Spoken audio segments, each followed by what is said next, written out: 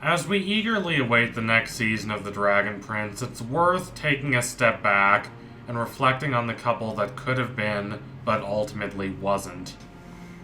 I am, of course, talking about Callum and his first crush, Claudia. If you only watch the first few episodes of the show, it seems apparent that these two are going to end up in a relationship together. This is particularly true if you're partial to the dynamic of people eventually becoming romantic with their best friend. As for me, I've never exactly been partial toward that dynamic. Sure, it's sweet and wholesome, and if that's all you want a relationship to be, you could definitely do worse. But too many depictions of this dynamic I see ignore the difficulties that come with actually building a romantic relationship with anyone.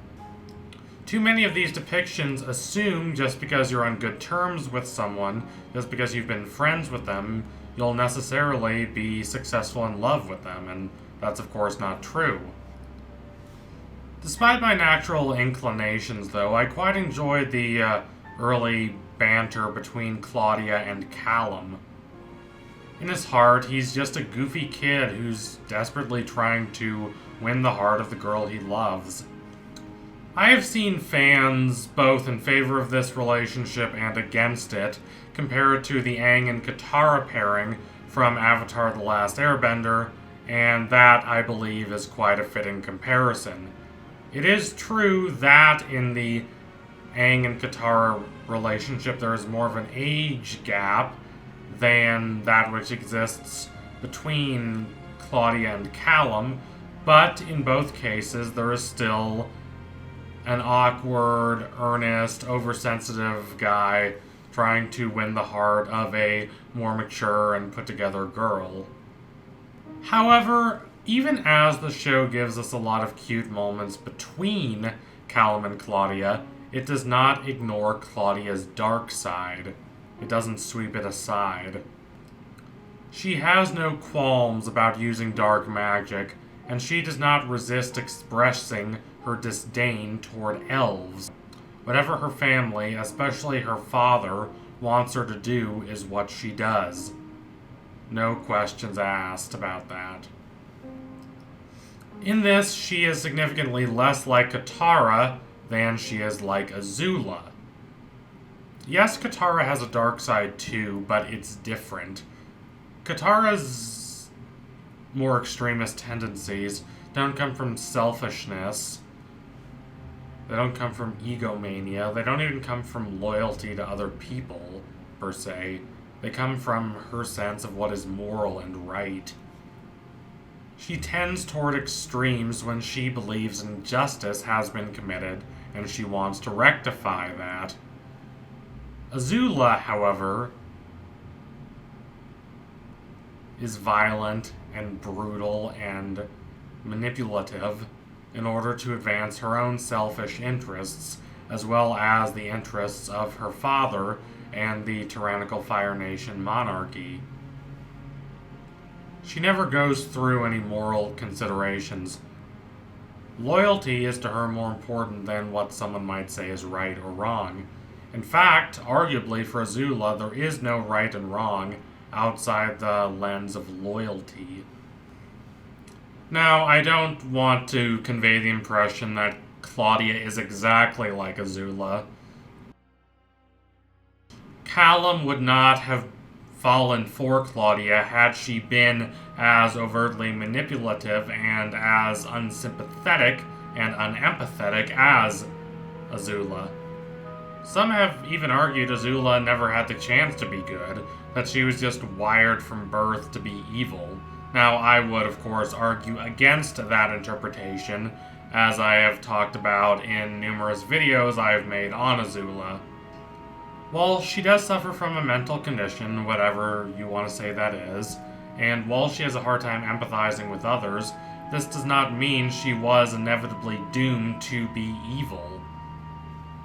But it is true that there is something off about Azula, fundamentally. She is to Claudia as Ozai is to Viren. That meaning, that the basic character archetypes are similar, but in the Dragon Prince, the callousness and manipulative tendencies have been cranked down a few notches. It is not hard to imagine Claudia living a normal life, never falling into darkness, and ending up in a long-term relationship with Callum. Now, Callum is royalty, but he is not the heir to the throne. Ezran is. He's the king's stepson. This is not all bad. It means that he doesn't have as many burdens on him as Ezran did. He doesn't have to make as many tactical alliances. Ezran, if things had gone normal, might have had to get married to someone he didn't want to, as was often the case in hereditary monarchies, whereas Callum is more free. If he wanted to marry Claudia, the daughter of one of Harrow's closest advisors, everyone would have been okay with that, more or less. They could have had a nice, happy, uneventful life. That doesn't mean the darkness in Claudia would have gone away entirely, but had circumstances been different, that darkness would not have risen to the surface as it did in this timeline. It is true that, from what we see in the first couple seasons of the show, the romantic affection is more on Callum's side, but there is no reason to assume that it couldn't have become more mutual over time, and these two could have had a happy, comfortable life together. But fate, of course, has other plans, as it always does. There are a few factors that cause Callum's affection for Claudia to wane. The first, and arguably the most important, is his growing affection for Rayla. He doesn't expect to fall in love with her, but he does. It makes me think of that famous John Lennon quote about how life is what happens when you're busy making other plans. Callum never thought of pursuing a romantic relationship with Rayla, and indeed, for the first season and a half of this show, not even the creators thought of putting these two into a romantic relationship. As such, they were able to interact freely and really get to know each other and not be burdened by their expectations of what a romantic relationship should be. Callum isn't as nervous toward Rayla as he is toward Claudia. He's not trying to present his absolute best self toward Rayla. He's not trying to make Rayla like him. Instead, he's just being earnest and honest and trying to get to know her. Because of that, because he was so honest, she really felt a connection with him. She has a lot of the same problems he does. She's also isolated and estranged from her world. She also doesn't really know where she fits in the whole grand scheme of the universe, so they become closer. But even considering that, Callum does not start to think of her in a romantic light until season 3, when Rayla finally works up the courage to kiss him. Had she not made the first move on him in the desert, it's possible that Callum could have gone even longer without recognizing her affections. It's not that he's dense, necessarily. He's not an idiot, and he's not even particularly bad with social graces. But he just never thought of her in that light. Romance, for him, was always connected with Claudia. And now that he knows Rayla likes him, he has to do a bit of recalibrating. He has to reform his perspectives and his worldview in accordance with this. And as he does so, he realizes that he really likes Rayla and he wants to be with her. And this all culminates in him fully reciprocating her affections at the end of the next episode of the show. In the context of what happens to Claudia as the show progresses, Callum probably made the right choice there. The two of them really get on different tracks, heading different ways. As Callum matures and becomes a hero and starts becoming the prince human society needs, Claudia starts descending into selfishness and bitterness and darkness. She starts to mirror her father's worst traits. Like Viren, she's less of a deontologist than she is a consequentialist. Now, if those terms sound like gibberish to you, that's perfectly fine. Basically, it means that she cares more about the consequences of her actions than about the morality of the actions themselves, which is absolutely fine. And it's a nice balance with the elves, who never seem to consider the consequences of their actions. They're so committed, for instance, to the idea that dark magic is bad, innately bad, that they really never consider why exactly the humans want to use it.